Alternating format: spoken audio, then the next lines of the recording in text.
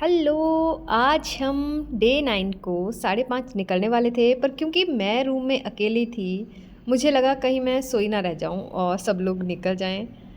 तो इसलिए मैं 4:30 बजे ही उठ गई थी, क्योंकि हम लोग 3-4 दिन से नहाए नहीं थे। ठंडा पानी होने की वजह से रात को किसी ने बोला कि यहाँ हॉट वाटर भी है, तो मैं ब्रेव बन के हेड बाथ लेने का रिस्क लेके चली गई।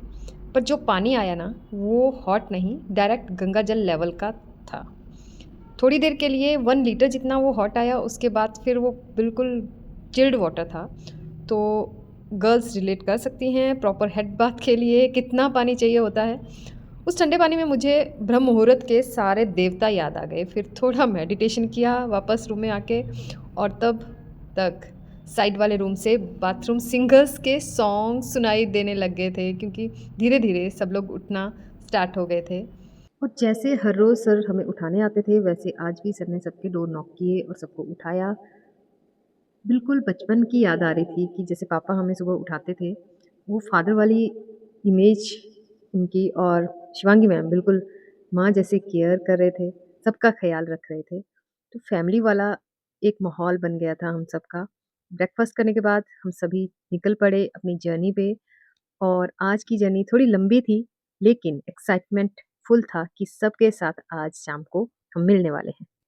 रास्ता लंबा हो, रफ हो या थकाने वाला हो, पर जो इंसान उसी रास्ते में मुस्कुराना सीख ले, असली जीना वही होता है।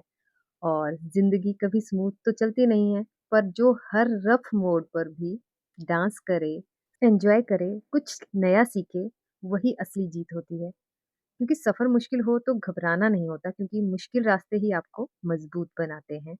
नक्षत्र सर का एक फेमस डायलॉग बन गया था कि ये वाला ग्रुप एक खतरनाक ब्रीड बन चुका है। तो वही खतरनाक जोश था हमारे अंदर आज, क्योंकि सब लोग बहुत एक्साइटेड थे बाकी लोगों से मिलने के लिए। बीच में एक ऐसी जगह आई जहाँ मैं बिल्कुल अकेली थी, ना आगे कोई था, ना पीछे कोई था, और मेरा फाइट और फ्लाइट मोड ऑन हो गया और मैंने भागना शुरू किया। तो एक छोटी-सी पहाड़ी थी जहाँ पर मुझे जिशान भाई और शिवांगी मैम दिखे, तो मेरी साँस में साँस आई। और मैं मन में सोच रही थी कि लाइफ में भी कभी-कभी हम बिल्कुल अकेले पड़ जाते हैं। ना कोई सपोर्ट दिखता है, ना कोई डायरेक्शन दिखती है, बस हम होते हैं और हमारा वाई होता है। और सच ये है कि जब आप अकेले चलना सीख जाते हो, तब दुनिया के साथ चलना अपने आप आसान हो जाता है। अपने साथ चल रहे थे और एक दूसरे का ख्याल भी रख रहे थे। कभी किसी को पानी पिलाते, कभी किसी को चॉकलेट या इलेक्ट्रोलाइट देते। एक दूसरे की केयर करते करते हम लोग ऐसे ही इस सुंदर सी नदी के साथ चल रहे थे। और चलते चलते इसी तरह से 3-4 आवर्स कैसे बीत गए और हम हिमालय लॉज पहुंच गए, जहां हमें लंच करना था। ये देखिए जयेश भाई की हालत कितनी ख़राब हो रखी है।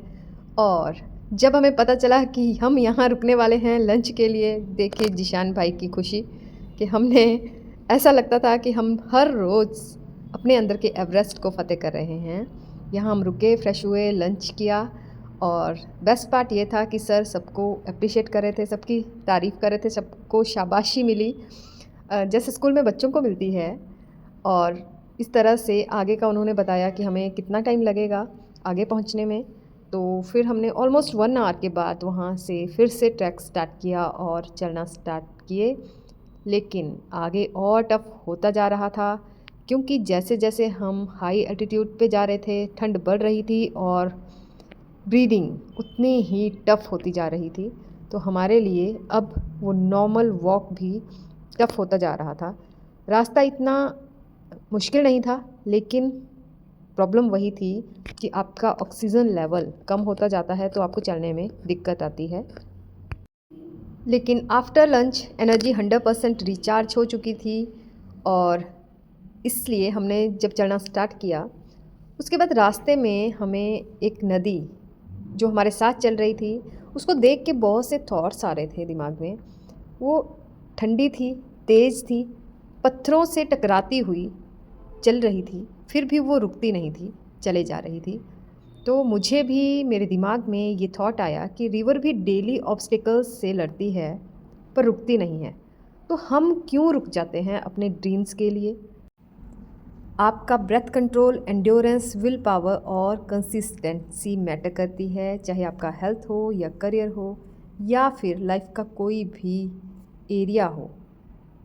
सब कुछ एक साथ टेस्ट हो रहा था और फाइनली हम लोग थोड़ा दूर थे अपनी मंजिल से और पहुंचने वाले थे। ये नदी हमारे बहुत ही पास पहुंच चुकी थी, बहुत ही सुंदर लग रही थी और आज एक्साइटमेंट लेवल बहुत ही ज़्यादा था क्योंकि हमें एक बहुत ही वार्म वेलकम मिलने वाला था सबकी तरफ से और उसके लिए हम लोग पहले से ही प्रिपेयर्ड थे।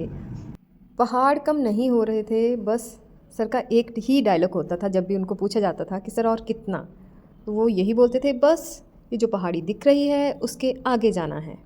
और हम इसी तरह से चलते जा रहे थे। अब तो काउंटिंग भी ख़त्म हो गई थी कि हमने कितने पहाड़ क्रॉस कर लिए थे और अभी कितने बाकी थे। वेदर आप देख सकते हैं कितना अच्छा है, लेकिन ठंडा है।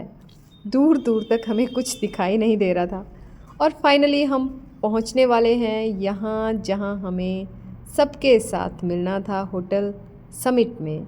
और सर ने बताया कि हम पहुंच चुके हैं। हम लोग सभी एक्साइटेड थे वार्म वेलकम के लिए और फाइनली वो दिन आ गया था, हम लोग सभी इकट्ठे हो गए थे। तो अब आप देखेंगे कि कैसे हमारा वेलकम हुआ, एक सेलिब्रिटी की तरह हमें फीलिंग आ रही थी। सबने तालियों के साथ हमारा वेलकम किया और बहुत सारे मिंगल्ड इमोशंस हैं जो मैं एक्सप्रेस भी नहीं कर सकती। यहाँ हमारे जयेश भाई बहुत ही इमोशनल हो गए थे और उनको देख के हम सभी भी रोना स्टार्ट कर दिए। सब लोग हमें आके पूछ रहे थे आप कैसे हो, कैसा रहा आपका जर्नी। और इस तरह से नक्षत्र सर और स्नेह सर ने सारी चीज़ें उनको एक्सप्लेन करी कि कैसे कैसे हम यहाँ तक पहुँचे हैं। और गाइज़ हमने रिकॉर्ड तोड़ दिया था। 7 डेज़ का ट्रैक हमने 4 डेज़ में कंप्लीट कर दिया था, जो अपने आप में हमें खुद भी विश्वास नहीं हो रहा था कि हमने ये कर दिया है। सब लोग हैरान थे और इमोशंस तो मैं बता नहीं सकती कि कैसे थे। I can't explain it right now. आँखों से गंगा यमुना बह रही थी कॉन्स्टेंटली और रिकॉर्ड तो हमने तोड़ा था बिना एक्लेमेटाइजेशन के। सच में हम हर रोज़ एवरेस्ट जीत रहे थे, सिर्फ पहाड़ों पे नहीं, अपने अंदर भी। उस थॉट से ही अभी भी गूज बम्प्स आते हैं जब हम सोचते हैं कि हमने ऐसा कैसे कर लिया। It was next to impossible, but हमने कर दिखाया। और फिर हमारे डिनर के लिए स्पेशल चीज़ें बनी हुई थी। सो टाइम डिसाइड हुआ कि इतने बजे आपको डिनर के लिए इकट्ठे होना है। लेकिन उससे पहले हमारी झुमका यानी जुमाना का बर्थडे था 2 दिन पहले और हमने वो मिस कर दिया था। और उनको था कि मुझे सर के साथ सेलिब्रेट करना है, लेकिन वो मिस हो गया था किसी वजह से। सो गर्ल्स गैंग ने डिसाइड किया कि साथ में एक कैफ़े है, उसमें हम सेलिब्रेट करेंगे। और वहाँ पर क्योंकि वाईफाई का भी फैसिलिटी था तो सब लोग वहाँ जाने के लिए रेडी हो गए। लेकिन जब हम वहाँ पहुँचे तो वहाँ भी एक ट्विस्ट है। बर्थडे गर्ल वहाँ नहीं आई क्योंकि उसका कुछ हेल्थ का इशू आ गया था। सो जिसका बर्थडे था वही एब्सेंट था। पर फिर भी हमने हॉट चॉकलेट लिया और बाकी लोगों ने पिज़्ज़ा एंजॉय किया, हंसी मजाक किया और वहाँ से वापस आए। और खिचड़ी कड़ी हमारा वेट कर रही थी गुजराती। सो डिनर सब ने एंजॉय किया, मज़ा आ गया इकट्ठे साथ खाना खाने में। और उसके बाद भाविनी, हमारे भाऊ, जिन्होंने हमें मसाज ऑफ़र की, उन्होंने शोल्डर, हैंड, फीट सब स्ट्रेस रिलीज़ कर दिया। एक्यूप्रेशर पॉइंट्स प्रेस किए, बहुत मज़ा आया।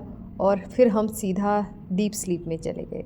बॉडी बिल्कुल रिलैक्स्ड हो चुकी थी आफ्टर अ लॉन्ग डे, लेकिन सोल हमारी फुल थी। तो आज के दिन की जो मेरी लर्निंग है वो ये है कि फियर तब आता है जब हम खुद से दूर हो जाते हैं। और अलोन चलना सीखने के लिए होता है, साथ चलना जीतने के लिए होता है। रिवर जैसे बनो, रुकना नहीं है, बहना सीखना है। और विल पावर मसल से ज़्यादा स्ट्रॉन्ग होती है। And real healing comfort zone से बाहर होती है। और जब हमारे मेंटोर्स साथ हों तो डार्क पाथ पे भी लाइट हमें मिल जाती है। जो आज मैंने समझा वो ये था कि एवरेस्ट सिर्फ पहाड़ नहीं होता, कभी वो लोनलीनेस होता है, कभी हमारे फियर होते हैं, कभी वो हमारी ही लिमिट होती है। और जब हम उसे पार करते हैं तब हम सिर्फ ट्रैक नहीं जीतते, खुद को जीत जाते हैं। आज का दिन ट्रैकिंग नहीं था, आज का दिन था खुद को जीतने का। हाइट बढ़ती जा रही थी, सांसें कम होती जा रही थी, पर हौसला वो एवरेस्ट से भी ऊपर था। हम थक भी रहे थे, रो भी रहे थे, हंसी भी आ रही थी, पर अंदर से एक आवाज़ आ रही थी, बस थोड़ा और, तू कर सकती है। और दोस्तों, जो आज हमने अचीव किया ना, उसका इम्पैक्ट आप नेक्स्ट वीडियो में देखेंगे, जब हम एक और नई हाइट, एक और चैलेंज और एक और इमोशनल विक्ट्री जीने वाले हैं। तो अगर आपने ये वीडियो एंड तक देखा है, लाइक ज़रूर करें, कमेंट करें एवरेस्ट एनर्जी, और चैनल को सब्सक्राइब करना ना भूलें, क्योंकि नेक्स्ट एपिसोड में ट्विस्ट भी है, टीयर्स भी हैं और एक सरप्राइज़ भी है। मिलते हैं नेक्स्ट वीडियो में, जहां एक और पहाड़ गिरेगा और एक और विमेन अपनी लिमिट तोड़कर आगे निकलेगी। Till then, bye bye, take care.